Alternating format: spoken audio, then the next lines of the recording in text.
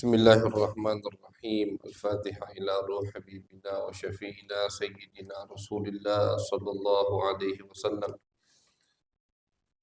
وآله وأصحابه وأزواجه وإخوانه من الأنبياء والمرسلين، ثم إلى أرواح مشايخنا ولآبائنا وأمهاتنا ولمن له حق علينا، خصوصا جامع هذه الأحاديث الإمام البخاري والإمام ابن أبي جمرة، بأن الله يغفر لهم ويرحمهم ويعلي درجاتهم في الجنة وينفعنا بأسرارهم وأنوارهم وعلومهم وبركاتهم في الدين والدنيا والآخرة بسر الفاتحة.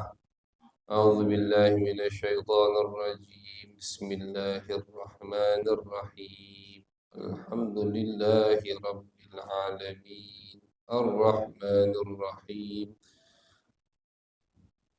إياك نعبد وإياك نستعين اهدنا الصراط المستقيم صراط الذين أنعمت عليهم غير المغضوب عليهم ولا الضالين آمين.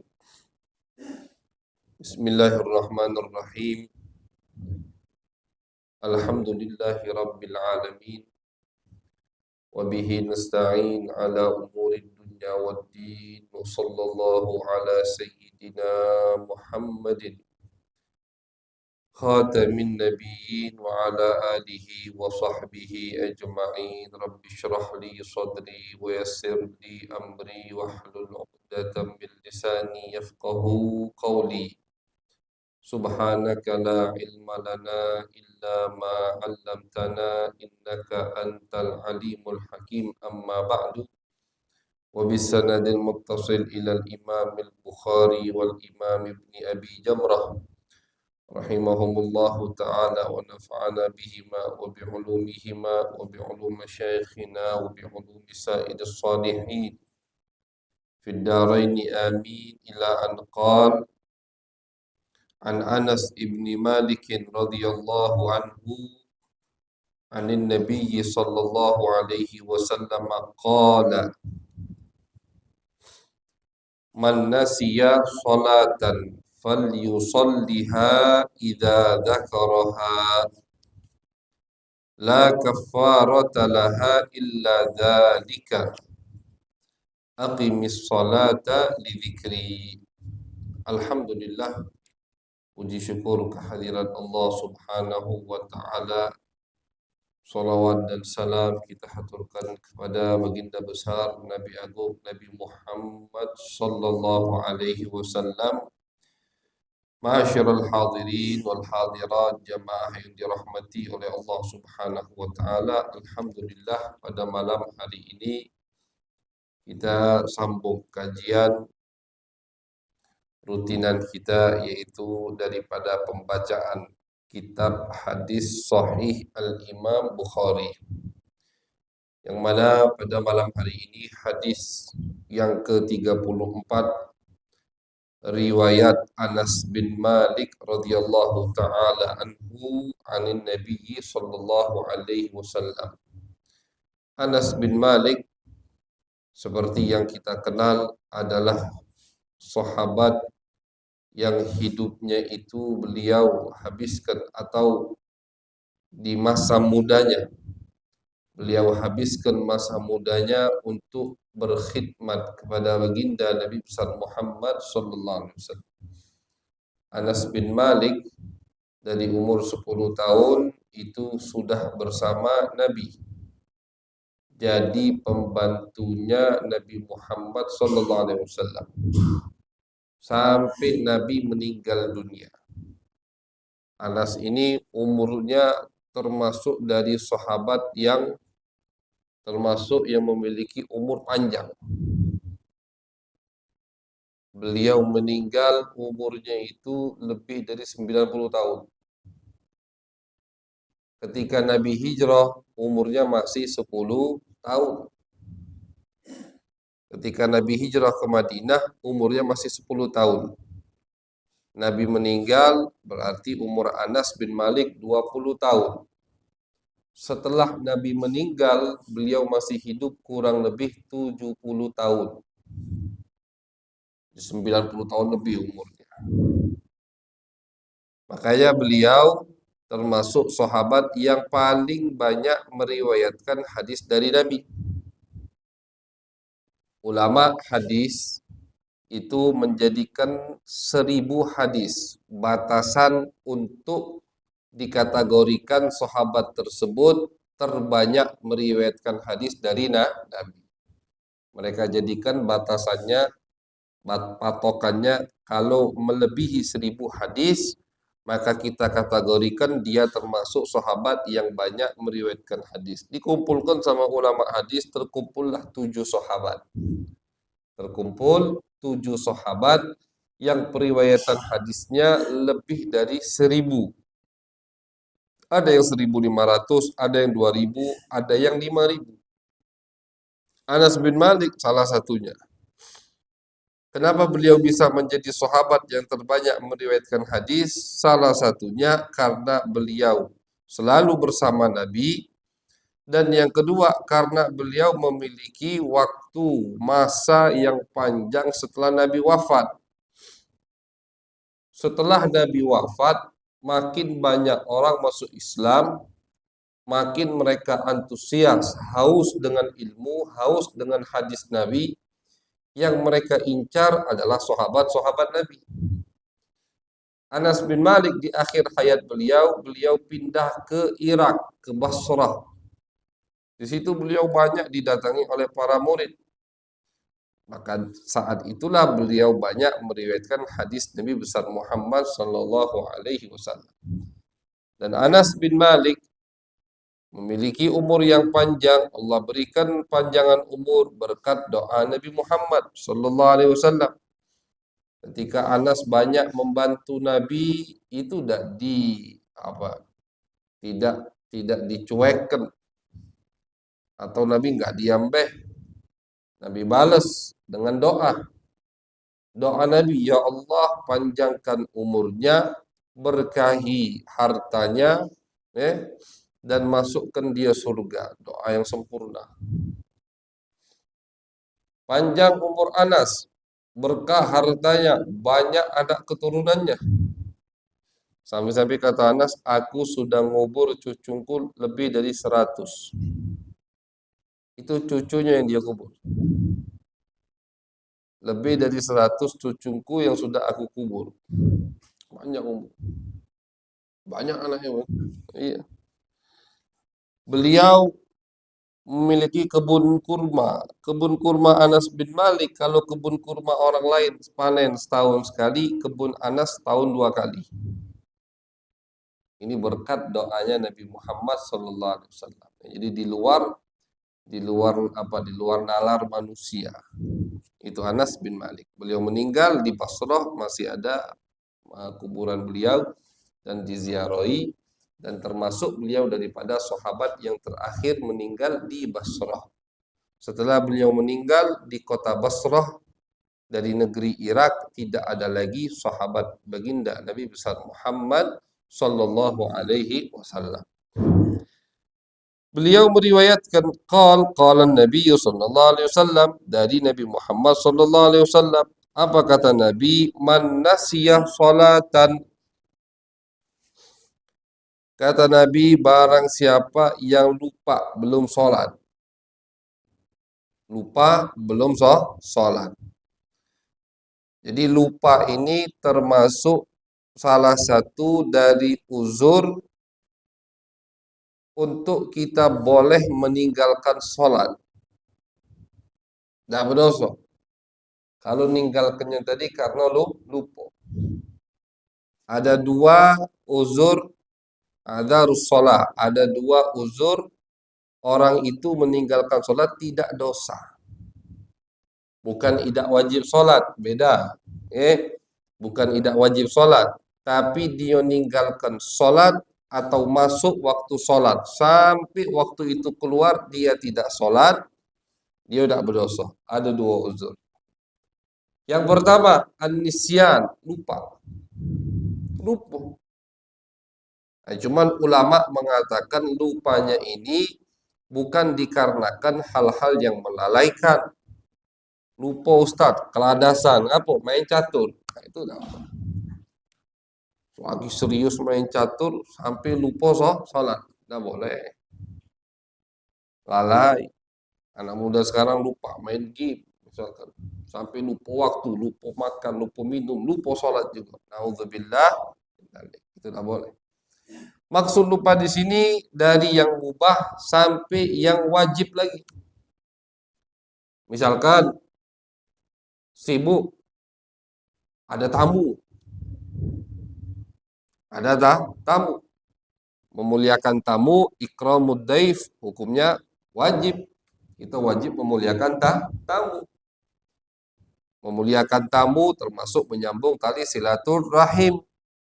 Wajib menyambung tali silaturahim. Kewalahan misalkan dia ini. Kenapa? Karena katik uang rumah atau tamunya rame, sibuk sampai lupa. Bukan dia sengaja lupa. Atau dia ingat tapi dia tunda, bukan lupa. Ya, kalau sama Allah kan kita tidak bisa main-main. Depan orang sama orang kita bisa ngomong kita lupa, tapi Allah tahu kita lupa niat apa tidak kan. Ini lupa. Lupa belum sholat. Maka waktu zuhur misalkan, lupa dia belum sholat. Sibuk ngadepi tamu, sibuk ngurusi tamu, ngasih jam makan tamu, jamu tamu. Sampai masuk waktu asar, dia belum sholat. Maka dia tidak dosa. Meninggalkan zuhur tanpa sholat. Tidak berdosa. Bukan artinya dia tidak wajib sholat. Bukan. Tidak berdosa. Tidak berdosa. Lupa. Itu yang pertama. Atau lupanya karena sesuatu yang wajib yang lain. Misalkan bakti ke orang tua. Sibuk lagi ngurusi wong tua. Misalkan. Sampai lupa sholat. Tidak apa-apa. Tidak berdosa. Ulama dulu yang melupakan mereka itu nuntut ilmu. Baca kitab. Lupa sholat misalkan, tidak apa-apa, tidak berdosa. Sampai keluar waktu subuh atau keluar waktu isya belum sholat, atau yang apa, sibuk belajar. Dan ulama dulu itu kalau belajar itulah yang menjadikan mereka lupa dengan segalanya. Diriwayatkan ada seorang ulama, seorang alim yang bernama Syekh Abdullah bin Umar bin Yahya. Beliau ini kutu buku. Setiap ada kitab baru, pasti beliau hatam. Penasarannya tuh kuat. Alim, luar biasa. Ketika dia kawin, teman-temannya iseng. Ini malam pertama nih. Kata teman-temannya, kita kerjai kawan kita. Dicari kitab yang asing, yang aneh. Yang sekiranya belum beliau baca. Diletakkan di mana? Di tengah rumah. Di jalan ketika Syekh Abdullah bin Umar bin Yahya ini ingin menuju kamar pengantin. Diletakkan di tengah rumah, dipajang begitu kitabnya sama teman-temannya. Itu udah betul. Pas dia nak masuk ke kamar pengantin, lihat di tengah rumah ada kitab aneh. Kitab apa ini? Asing. Belum pernah aku baca. Akhirnya duduk di tengah rumah. Lupa sama pengantin. Nah, ini lupa yang cah itu. Baca kitab, belajar sampai lupa dengan pengantinnya. Dia baca. Tahu-tahu udah masuk waktu subuh. Lupa untuk masuk ke kamar pengantin. Nah, lupa yang seperti itu tidak masalah kalau dia sampai lupa waktunya sholat. Jadi bukan dikarenakan penyebab yang melalaikan seperti main-main yang kita tidak katakan haram, bukan mainan yang haram. Kalau yang haram jelas dosa. Melalaikan itu juga tidak boleh lupa seperti itu. Nah. Kemudian uzur yang kedua itu adalah an-naum, ketiduran. Itu termasuk uzur alasan yang orang tersebut tidak kena dosa karena meninggalkan sholat dari waktunya. Ketiduran. Tapi ketiduran ini kata ulama di garis bawahi tidurnya itu sebelum masuk waktu sholat tersebut. Kalau udah masuk waktu zuhur, dia tidur, dia meninggalkan sholat, berdosa. Dan kita kan tahu, kita tahu diri kita masing-masing. Misalkan masuk waktu sholat zuhur, jam 12 atau setengah satu, sudah ngantuk mata nih. Tapi kita yakin, aku kalau tidur biasanya tiap hari siang 1 jam cuma. Bangun setengah 2. Atau molor-molornya setengah 3 lah. Masih 1 jam lagi waktu zuhur. Maka tidak masalah dia tidur di waktu tersebut. Walaupun belum sholat, tidak berdosa.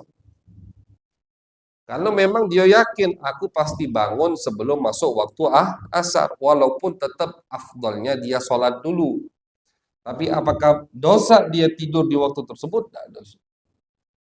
Karena dia sudah kebiasaan, yakin sebelum asar pasti bangun. Atau ada yang membangunkannya, atau pasang alarm. Begitu. Tapi misalkan di waktu zuhur, dia mau tidur, belum sholat, dan dia ragu, bangun dah ini. Misalkan tidurnya itu sudah jam 2, belum sholat zuhur, asar jam setengah 4, dia capek. Kalau aku tidur, ini mungkin 2 jam tembus. Nah, itu jangan tidur, tak boleh. Berdosa dia tidur. Walaupun misalkan, jadi dia tidak yakin bakal bangun sebelum masuk waktu asar. Dia belum sholat zuhur. Artinya apa? Dia mengira mungkin aku bangun setelah asar, mungkin aku bangun sebelum asar. Ragu dia. Dia belum sholat zuhur. Tidak boleh dia tidur, haram. Diterabas sama dia tidur. Walaupun bangun sebelum asar, tetap berdosa.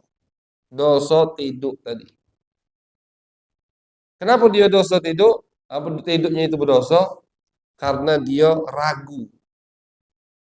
Udah tahu ragu bangun atau tidak nanti masih diterabas tidur. Di situ kena dosa. Tapi kalau yang yakin bisa bangun sebelum waktu sholat asar, kemudian dia tidur, tahu-taunya tidak bangun, meninggalkan, itu tidak berdosa. Kan dia yakin dia bisa bangun, tapi tidak tahunya tidak bangun. Jadi termasuk uzur orang tidak berdosa meninggalkan sholat dari waktunya, yaitu adalah ketiduran. Tapi maksud dari tidak berdosa ini bukan artinya udah lepas kewajibannya, tidak. Sholat ini yang kewajiban termasuk yang tidak lepas dari beban kita kecuali kita lakukan, kita laksanakan. Itu ibadah sholat. Dari mana dalilnya? Ini hadis yang kita baca pada malam hari ini.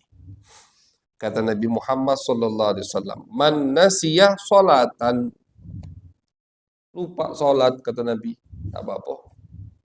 Terjadi pernah kepada sahabat Sayyiduna Ali bin Abi Thalib.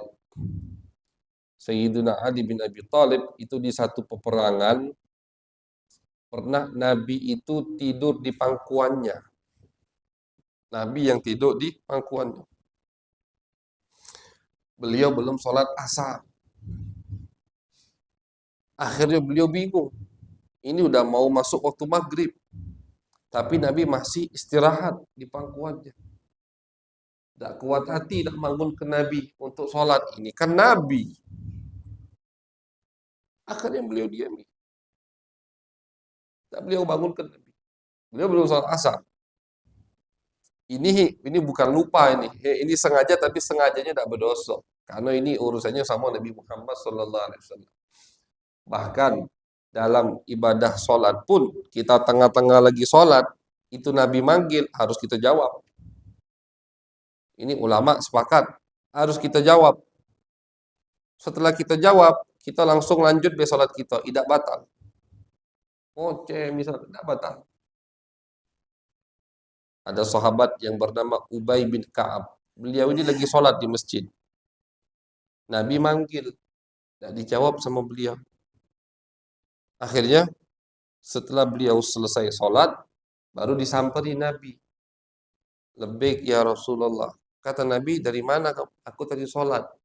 Ya Rasulullah. Kata Nabi, apakah kamu tidak mendengar firman Allah yang berbunyi, Istajibu lillahi walir rasuli idza da'akum lima yuhyikum. Kata Allah, kalau Allah manggil, Nabi manggil, wajib kalian jawab. Kata Nabi, apakah udah dengar firman itu? Artinya kalau aku manggil, walaupun lagi sholat, wajib jawab. Karena memanggil, menjawab panggilan Nabi, itu tidak membatalkan sholat. Tidak lalai gitu. Sama baik itu macam lagi sholat. Sayyidina Ali itu pakai nur sama Nabi. Beliau ingat, aduh belum sholat asar. Tapi Nabi lagi istirahat. Tidak kuat hati nak bangunkan Nabi. Akhirnya udah mepet. Mau masuk waktu maghrib, Nabi bangun. Pas Nabi bangun, Nabi tanya, Ya Ali, sholaita? Ali, sholat asar belum kamu? Belum ya Rasulullah. Belum sholat asar. Akhirnya Nabi angkat tangan, Ya Allah, Ali belum sholat fi ta'ati nabiyyi, karena dia taat kepada nabimu ya Allah. Dia menghormati nabimu. Maka tolong ya Allah, jangan tenggelamkan matahari sebentar be. Tunggu dengan matahari di stop sama Nabi. Ayo Ali, sholat cepat. Sayyidina Ali sholat, habis Sayyidina Ali sholat, baru jalan lagi matahari, masuk waktu maghrib. Itu terjadi di zaman Nabi Muhammad SAW. Kalau sama Nabi lainlah urusannya. Nabi bisa nyetop matahari. Nabi itu 2 kali nyetop matahari. Yang kedua ini, yang bersama Sayyidina Ali ini yang kedua, kejadian yang kedua. Nyetopkan matahari jangan terbenam, bukan terbit, jangan sampai terbenam, biar Sayyidina Ali bin Abi Thalib sholat asar dulu. Ini kejadian yang kedua di Madinah Al-Munawwarah. Kalau yang pertama kejadiannya Nabi masih di Makkah. Waktu beliau pulang dari Isra Mi'raj, itu besoknya kan orang musyrikin Mekah minta bukti. Mana buktinya wahai Muhammad, kau itu betul Isra Mi'raj semalam. Kasih bukti banyak sama Nabi, salah satunya kata Nabi, 3 hari lagi sebelum matahari terbenam, kafilah dagangan kalian akan tiba di kota Mekah. Memang mereka lagi nunggu kafilah itu yang pulang dari Syam. Di hari ketiga dari Nabi ngomong itu, pas habis asar, mereka semua nunggu di mana? Di depan gerbang pintu Mekah. Nunggu kafilah ini datang. Di situ Nabi berdoa sama Allah, Ya Allah, jangan terbitkan matahari sampai, nah kafilah ini agak lambat begitu. Kan ucapan Nabi, sebelum matahari terbenam, kafilah kalian akan tiba di kota Mekah. Di situ Nabi nyetopkan matahari sekali. Ya Allah, jangan terbitkan matahari sampai kafilah itu datang. Karena ini bukti atas kebenaran atau kejujuran yang aku ceritakan semalam, itu Isra Mi'raj. Betul. Matahari di stop sama Allah. Sampai kafilah ini datang. Ketika kafilah ini datang, satu orang teriak, "Oi, itu kafilahnya datang." Satu lagi teriak, "Itu matahari terbenam." Pas jadi.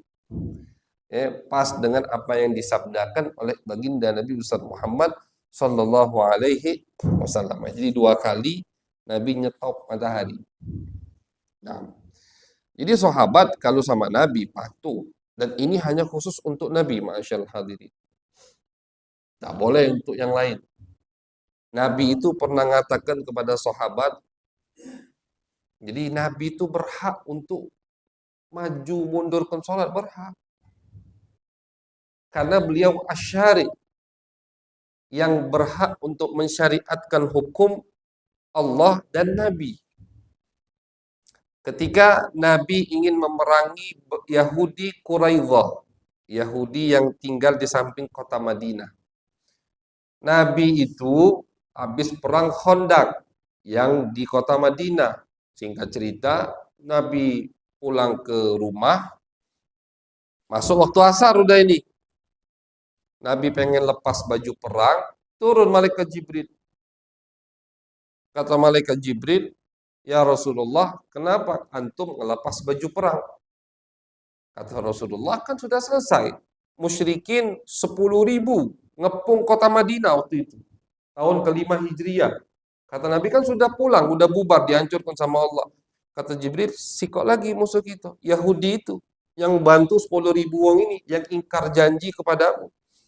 Kami para malaikat belum melepas baju perang ya Rasulullah. Malaikat pun pakai baju perang. Kami para malaikat belum melepas baju perang. Artinya perang belum selesai.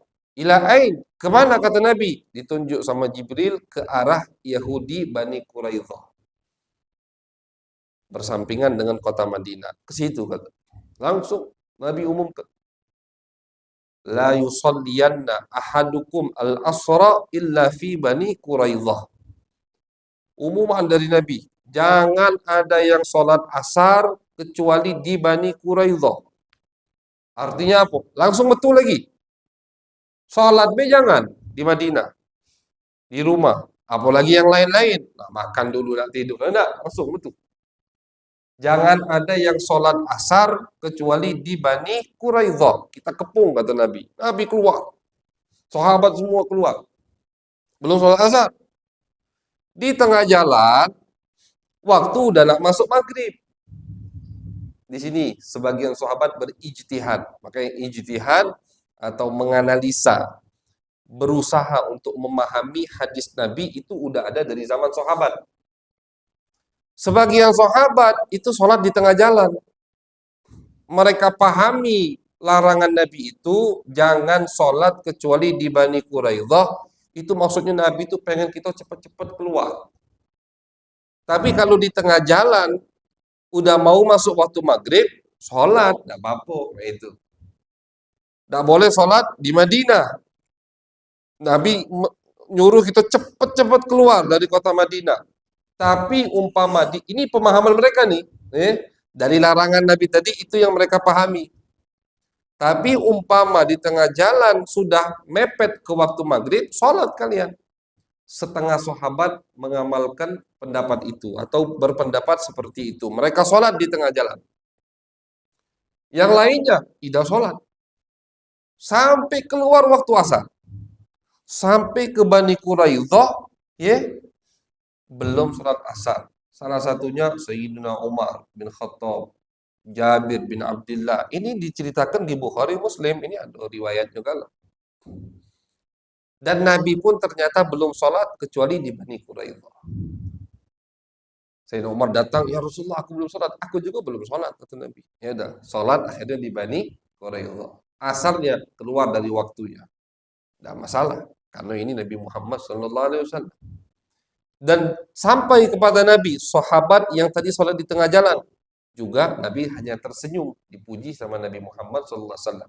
Yang tidak sholat asar, kecuali di Bani Quraidah, tapi keluar waktunya. Nabi juga tersenyum, dipuji sama Nabi Muhammad SAW. Ini kata ulama, sudah ada orang atau kelompok di zaman Nabi, dari sahabat, yang beristimbat. Ini namanya istimbat. Istimbat itu memahami, menganalisa hadis Nabi Muhammad SAW dan mereka mengamalkan apa yang mereka pahami dari hadis Nabi. Yang tadi pahamnya begitu, dipuji sama Nabi. Yang ini juga pahamnya begitu, dipuji sama Nabi Muhammad SAW. Karena beliau adalah Nabi. Tapi selain Nabi, Pak, apapun statusnya, setinggi apapun kedudukannya, tidak berhak ngutak-ngatik waktu sholat. Kalau kita berguru dengan guru, julukannya syekh, mursyid, toriko, macem-macem. Imamanya hijau, abang, ungu, apa be? Ngomong kau udah usah sholat lagi, itu bukan guru, tapi itu antek-antek dajjal. Yang namanya selain Nabi tidak boleh ngutak-ngatik masalah sholat. Dan tidak mungkin ada seorang guru, wali, betul-betul syekh, mursyid, betul-betul pemimpin thariqah yang nyuruh muridnya untuk ninggalkan sholat. Itu mustahil. Mustahil, Pak. Jangankan ninggalkan sholat. Guru dulu itu, ulama-ulama dulu, wali-wali dulu, itu ketat, Pak. Mereka itu tidak galak nerima murid kalau sholatnya telat terus. Tidak bareng dengan imam takbiratul ihram, itu tidak diterima jadi murid. Al-Habib Abdullah bin Umar Asy-Syatiri, pendiri pondok pesantren Ribat Darib. Itu beliau mengatakan, kalau kalian melihat seorang santri yang meninggalkan terus-terusan takbiratul ihram bareng dengan imam, artinya dia sholat berjamaah tapi telat terus. Bukan sholat dewean ini, sholat berjamaah tapi telat, takbirnya tidak bareng dengan imam. Tidak boleh takbir bareng dengan imam, maksudnya selesai imam takbir, dia juga langsung takbir. Ninggalkan ini terus, maka tolak, jangan jadikan dia murid. Apalagi ninggalkan sholat. Jadi cerita yang tadi kita ceritakan itu khusus untuk Nabi Muhammad SAW. Kenapa? Bukan karena Nabi guru, bukan karena Nabi wali, bukan, tapi karena beliau Nabi. Beliau syari', beliau itu yang berhak menghalalkan dan mengharamkan. Beliau yang berhak ngomong waktu sholat sampai sini ke sini. Beliau yang berhak. Dan Allah Subhanahu wa ta'ala. Selain Nabi, tidak boleh. Katik ceritanya guru yang benar ngomong ke muridnya, kau tidak wajib lagi sholat. Nauzubillah min dzalik. Dari mana itu semua? Ini hadis ini. Kata Nabi, barang siapa yang lupa dengan sholatnya, falyusalliha idza dzakaraha, maka kata Nabi, qadha, bayarlah sholat tersebut ketika dia ingat. Ketiduran, bangun subuh lewat, bangun duha, sudah ketiduran, kata Ustadz, kan tidak apa-apa, tidak dikodoknya, tetap beban ada. Walaupun kita tidak dosa, misalkan tadi sibuk itu ke tamu, hampir lupa waktu dengan sholat, masuk waktu asar, baru ingat, ya Allah belum sholat zuhur. Ya udah, tidak apa-apa. Lupanya itu tidak berdosa, tapi tetap ada kewajiban untuk sholat zuhur, qadaan. Qadanya tetap wajib. Kata Nabi, la kafarata laha illa, tidak ada penebusnya kecuali itu. Jadi yang ninggalkan sholat, kata Nabi, penebusnya ya sholat. Ninggalkan sholat zuhur, lupa atau ketiduran, atau sengaja misalkan. Kalau sengaja berarti kan dosa besar. Cuman tetap tidak cukup dia hanya bertobat, tetap harus dia bayar sholat. Jadi sholat itu seperti puasa, hutang sama Allah Subhanahu wa ta'ala. Ini Nabi jelas ngomong. Yang lupa sholat, yang meninggalkan sholat, kata Nabi, ketika dia ingat, maka tidak ada penebus bagi dirinya kecuali dia melaksanakan sholat tersebut. Dia lakukan, dia laksanakan, maka sudah lepas kewajiban sholat itu dari dirinya. Aqimis sholata li dzikri, kata Nabi. Dari Nabi mengutip ayat suci Al-Quran yang berbunyi, dirikanlah sholat untuk kalian ingat kepadaku. Kata Nabi, sholat itu sarana untuk kita ingat kepada Allah Subhanahu wa ta'ala. Maka sholat ibadah yang sangat penting yang akan dihisab pertama kali oleh Allah dari amalan ibadah kita adalah ibadah sholat. Oleh karena itu tidak ada penebus, tidak ada jalan keluar untuk orang yang meninggalkan sholat kecuali dia qadha sholat tersebut. Apapun alasan dia meninggalkan sholat, sakit, ketiduran, lupa, sengaja, lalai, apapun, tetap untuk menembusnya harus dia sholat, qadha, bayar sholat tersebut, baru dosanya bisa diampuni oleh Allah Subhanahu wa ta'ala. Mudah-mudahan kita menjadi hamba-hamba daripada hambanya Allah yang tidak melalaikan sholat. Mudah-mudahan kita menjadi orang-orang yang selalu tepat waktu untuk sholat, untuk menghadap Allah Subhanahu wa ta'ala, sehingga insya Allah kita termasuk daripada kelompok yang adz-dzakirinallaha, orang-orang yang banyak mengingat Allah Subhanahu wa taala. Amin ya rabbal alamin. Allahumma aghnina bil ilmi wa zayyinna bil hilmi wa akrimna bit taqwa wa jammilna bil afiyah. Allahumma ij'al jam'ana hadha jam'an marhuma wa tafarruqana min ba'dihi tafarruqan ma'suma wa la taj'al fina wa la ma'ana wa la ilayna syaqiyyan wa la mahruma. Rabbana taqabbal minna innaka antas sami'ul alim wa tub alaina innaka antat tawwabur rahim. Wa sallallahu ala sayyidina Muhammadin wa ala alihi wa sahbihi wa baraka wa sallam. Walhamdulillahi rabbil alamin bil qabul.